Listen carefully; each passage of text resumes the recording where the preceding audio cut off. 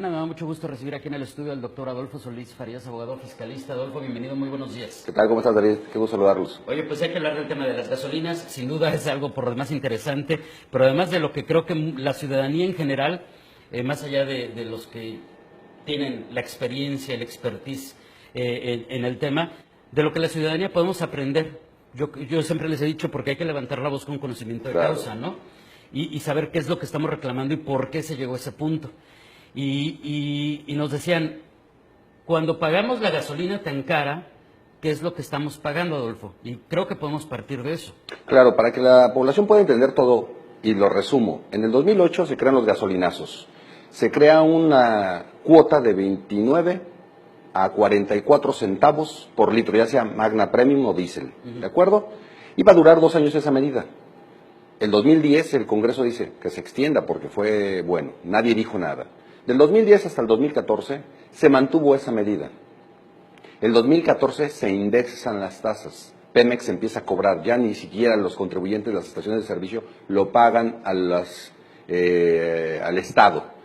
¿Qué pasa en el 2015? Se ve que la gente no se queja y cambian la fórmula. Y dicen, ¿sabes qué? Pues como nadie se quejó, el precio de producción que era variable y que tenía que basarse de acuerdo al West Texas y a las cotizaciones del Golfo, dice, lo que vamos a hacer es, pues lo vamos a poner fijo. Y entonces ahí es donde se detona el verdadero problema. Para que la población lo sepa, 1 litro de gasolina se compone del producto. El producto regularmente es, dependiendo del tipo de, si es Magna Premium o diésel, puede oscilar entre 41 y 47% de producto. Su costo, es lo que cuesta. Sí, por supuesto. Pero después piramidamos 3 impuestos.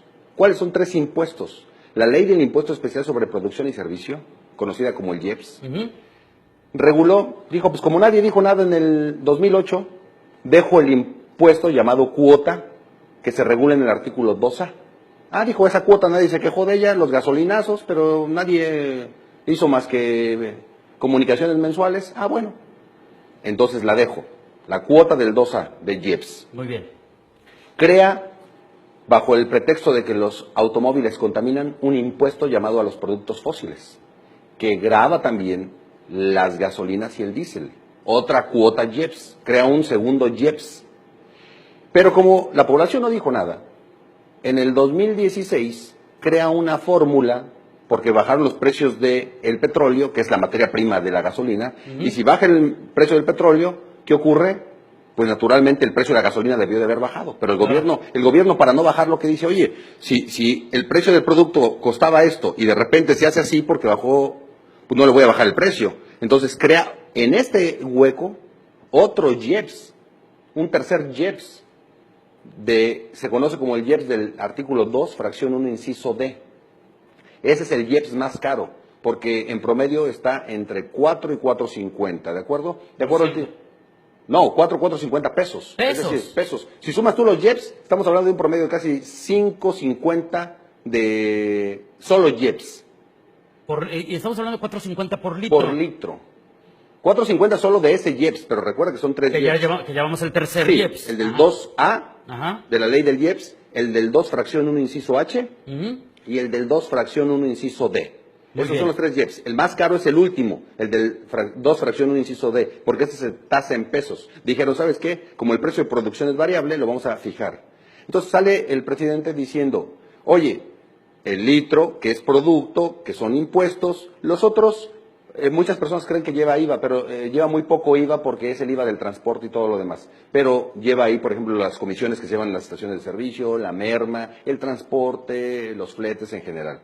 Pero para que tenga la población una noción, casi el 50% del producto es impuesto, casi el 50%.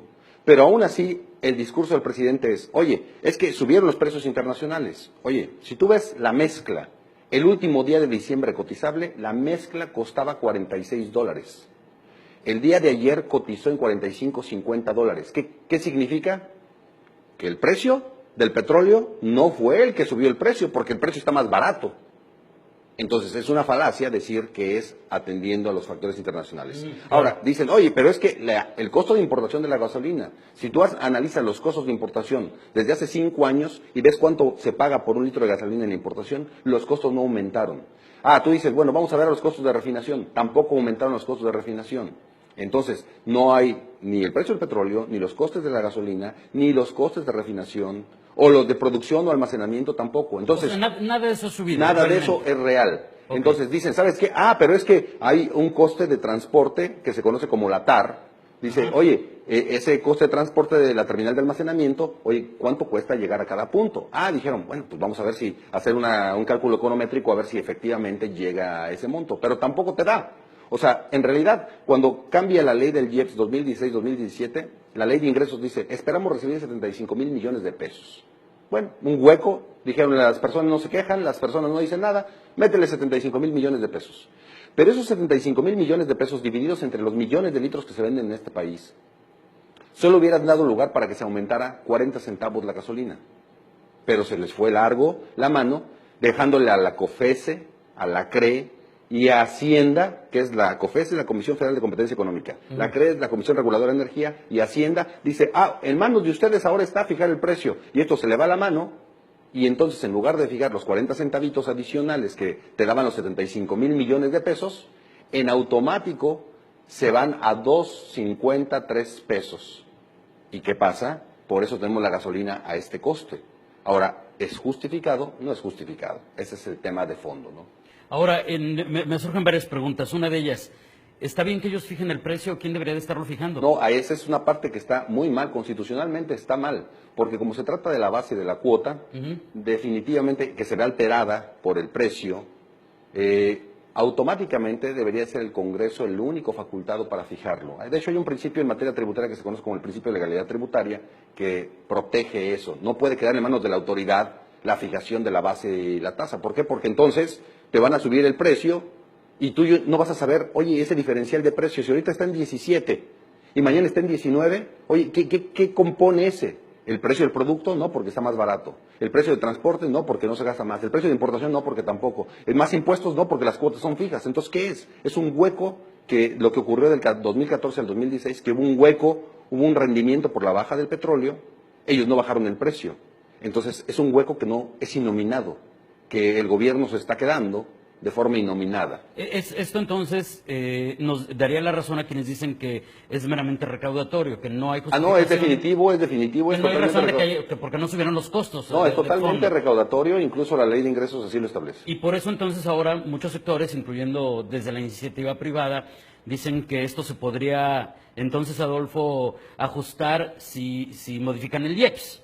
Sí, pero te voy a decir, para modificar el IEPS, como es un tema legislativo, tendrías que entrar a sesión del Congreso y todo lo demás. Y el gobierno está apostando a que las personas se cansen. El gobierno, por eso hay que hacer alguna acción que sea perdurable.